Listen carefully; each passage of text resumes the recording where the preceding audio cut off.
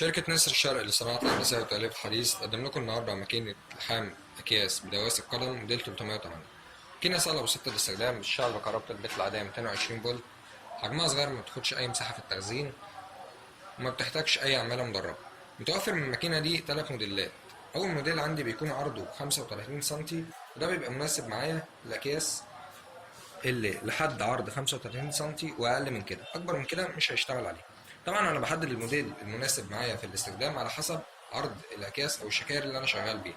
زي ما قلنا اول موديل معايا عرضه 35 سنتي، ثاني موديل بيكون العرض بتاع مسطرة اللحام بتاعته 45 سنتي، واخر موديل بيكون اكبر موديل بيكون عرض المسطرة فيه 65 سنتي.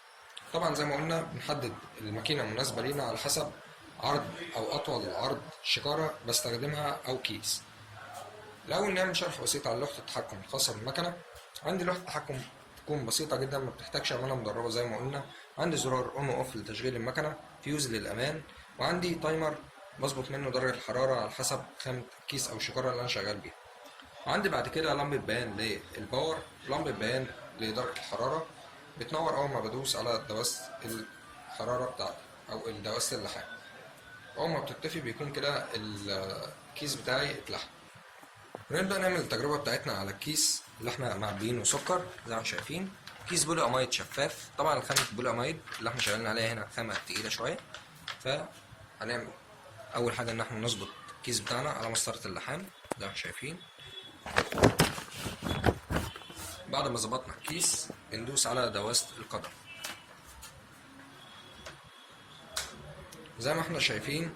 اول ما هندوس على دواسة القدم لمبة اللحام بتاعتنا هتنور، لمبة البيان زي ما قلنا كده. اول ما طفت كده اللحام خلص، كده الكيس بتاعي بقى ملحوم وجاهز زي ما شايفين. طبعا هو اتلحم اتقفل. ده عرض اللحام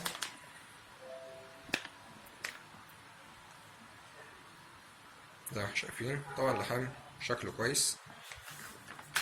ودي ده معلقة الشكارة، مستحيل تفتح او مستحيل تسرب معايا. ماكينة سهلة وبسيطة الاستخدام، قدمها لكم من شركة نسر الشرق للصناعات الهندسية والتأليف الحديث. كان معكم أدهم محمد.